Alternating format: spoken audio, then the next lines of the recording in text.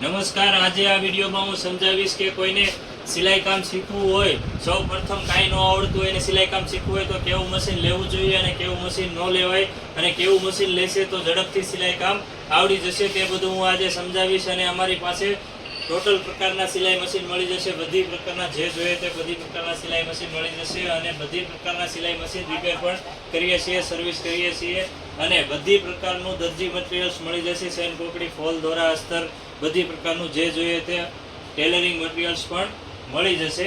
જેમ તમે જોઈ લો અમારી શોપ પર બધી આઈટમ જે જોઈએ તે બધા મશીન મળી જશે. અને હવે તમને હું વિડીયોમાં સમજાવું કે કેવું મશીન લેવાય અને કેવું ન લેવાય. જો આ ટાઈપનું મશીન છે તે લેશો તો આમાં થોડીક માથાકૂટ રહેશે, કારણ કે આમાં કપડું જેવું હોય એ પ્રમાણે સેટિંગ કરવું પડે, તે હજી શીખાવને આવડતું ન હોય અને મશીન સ્ટાર્ટ હોય ત્યારે વારે વારે પુલી પકડવી પડે, તે બધી માથાકૂટ રહેશે આ મશીનમાં. એટલે બને ક્યાં સુધી આ ન લેવું, લેશો તો થોડુંક માથાકૂટવાળું કામ રહેશે. માટે આ ટાઈપનું મશીન ન લેતા બને ક્યાં સુધી. અને હવે હું તમને સમજાવું બીજું મશીન કેવું આવે અને કઈ રીતનું આવે, એમાં શું લેવું ન લેવું. હવે આ જે આપણે મશીન છે તે રેગ્યુલર ઓટો ઓઇલ મશીન આવે, તે છે જે બાયર મોટરવાળું આવે. હવે આમાં આ મશીનમાં થોડો ઘણો પ્રોબ્લેમ રહેશે શીખવા માટે. જો વધારે પ્રોબ્લેમ નહીં રહે પણ થોડો ઘણો પ્રોબ્લેમ રહેશે. એટલે જો તમારે અત્યારથી જ વ્યવસ્થિત મશીન લેવું હોય તો હું તમને સમજાવું કે શું ફેરફાર આવશે. હવે આ જુઓ, આ મશીન તમે લેશો તો આમાં મશીન ગમે ત્યારે તમે હાંકતા હશો તો અહીંયા આ જે પુલી છે તે પુલી પકડવી પડશે અને પુલી પકડવી પડશે. પ્લસ તમે શીખતા હોય એટલે તમારાથી કાપડ એ વ્યવસ્થિત પકડાતું ન હોય, બે હાથે કાપડ તમારે પકડવું પડે, એની જગ્યાએ અહીંયા પુલી પણ પકડવી પડે.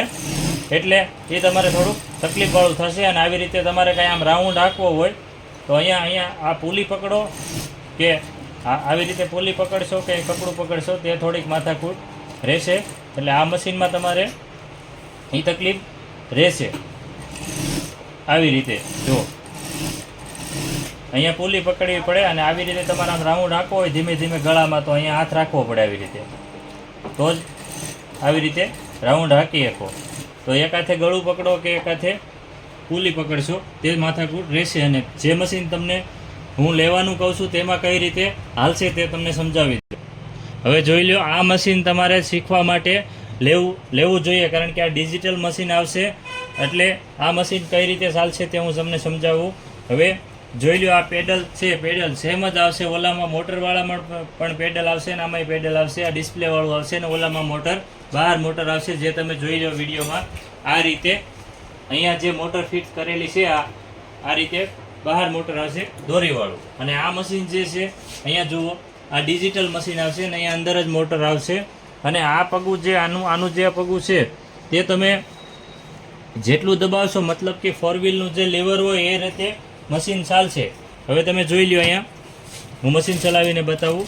જો આવી રીતે ધીમે ધીમે મશીન ચલાવવું હોય તો પણ અહીંયા પુલીએ હાથ રાખવાની જરૂર નથી, આંટો મશીન ચાલશે. અને જેમ રેગ્યુલેટર, જેમ પગું વધારે દબાવશો એમ વધારે મશીન ચાલશે. અને આની એક એવી સિસ્ટમ આવે છે, આ સોય તમારે જ્યારે નીચે રાખવી હોય તો આ ગમે ત્યારે ગમે ત્યાં ઊભું રહે, સોયામાં નીચે જ રહેશે જો આવી રીતે. અને આને ઉપર લેવી હોય તો આ જે પગું છે, આ પગું તેને આવી રીતે રિટર્ન દબાવશો, આ પેનીએથી દબાવશો પાછળ, એટલે આ સોય ઉપર આવી જશે આવી રીતે. માટે અહીંયા પુલીમાં હાથ નાખવાની જરૂર જ નહીં, બંને હાથે કામ જ કરા રાખવાનું રહેશે.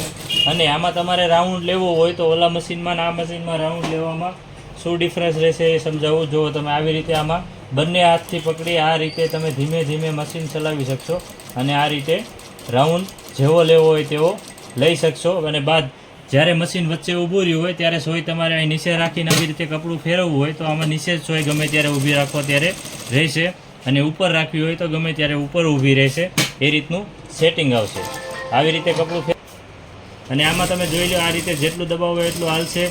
પ્લસ અહીંયા જે સ્પીડ આવે, આ જે મીટર છે એની જેટલી સ્પીડ તમે રાખેલી હશે, ફૂલ સ્પીડ જો રાખેલી હશે તો પણ જેટલું તમે રેગ્યુલેટર દબાવશો એટલું જ મશીન ફરશે.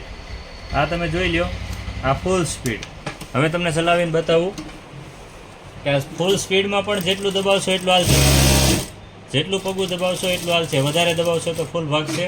અને અહીંયાથી તમને એવું લાગે કે વધારે મશીન ભાગે છે અને આપણે સ્પીડ ડીમ રાખવી છે તો અહીંયાથી માપસરની સ્પીડ રાખીને તમે ચલાવશો તો તમારે કોઈ પણ આડાવળી સિલાઈ નહીં થાય અને વ્યવસ્થિત ઝડપથી તમને સિલાઈ કરતાં આવડી જશે. જો આ ફૂલ પગું મેં દબાવ્યું છે તો મશીન આટલું જ ભાગે, એટલે જેટલી સ્પીડ રાખવી હોય એટલી રાખી શકશો તમે.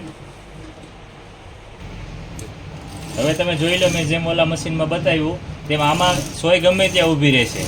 મતલબ કે આવી રીતે ઉપર ઊભી રહી હોય ત્યારે તમારે કપડાને ફેરવવું હોય તો આ રીતે વ્હીલ પકડીને સોયને આ નીચે લઈને પછી તમે આ ફેરવી શકો આવી રીતે. ઓલામાં ગમે ત્યારે નીચે જ ઊભી રહે, અથવા તમે ઉપરનું સેટિંગ રાખો તો ઉપર ઊભી રહે, જે ડિજિટલ મશીન છે તેમાં. અને બીજો ડિફરન્સ આમાં એ આવશે કે આમાં લાઇટ તમારે એક્સ્ટ્રા લગાવવી પડે અથવા લગાવવી હોય તો, અને તેમાં જે લાઇટ આવે ત્યાં સ્વિચ આવે, ત્યાંથી એક આંટો પણ હાંકી શકો, તમે ચલાવી શકો. હું તમને એ પણ વિડીયોમાં અત્યારે જ સમજાવું છું. તમે જોઈ લો, આમાં મશીનને ધીમું રાખવું હોય કે ઊભું રાખવું હોય તો પુલીને પકડવી પડે, અને ડિજિટલ મશીનમાં એ કાંઈ માથાકૂટ ન આવે, કારણ કે એમાં સેન્સર બ્રેક આવે. અને આને આમાં ધીમું આંકવું હોય તો આવી રીતે આંચકા મરવવા પડે, અને ઓલામાં જેટલું પગું દબાવો એટલું મશીન હાલશે. જે હું તમને સમજાવું, જેમ કે તમે જોઈ લો, અહીંયા લાઇટ છે. આ જે લાઇટ છે તે આમાં ઓલરેડી કંપની ફિટિંગ આવશે. અને બીજું કે તમારે એક આંટો સોયને હાંકવી હોય તો અહીંયાથી આ રીતે આ બટનથી એક આંટો પણ હાલશે. એ સિસ્ટમ ઓલામાં નહીં આવે, જે બહાર મોટરવાળું મશીન આવે તેમાં નહીં આવે, આમાં આવશે. આ રીતે આવશે. પ્લસ આને ઊભું રાખો ગમે ત્યારે તો જ્યાં ઊભું રાખશો ત્યાં જ ઊભું રહી જશે, કારણ કે આમાં સેન્સર બ્રેક આવે, એટલે આ ગમે ત્યારે ગમે ત્યાં તરત જ ઊભું રહી જશે, અને પુલી પકડવાની કોઈ જરૂર નથી. ગમે એટલું ફાસ્ટ હાલતું હશે તો પણ તરત ઊભું રહી જશે, આગા પાછો ટાંકો નહીં જાય. એટલા માટે શીખવા માટે આ બહુ બેસ્ટ મશીન છે. માટે આ રીતનું ડિજિટલ મશીન લેવું જોઈએ. તમારે કોઈ પણ બીજા મોડલ જોઈએ તો પણ બધી પ્રકારના મોડલ અમારી પાસે ડિજિટલમાં પણ હાજર છે. તમે જોઈ લ્યો, આ બધી પ્રકારના મોડલ ડિજિટલમાં હાજર છે.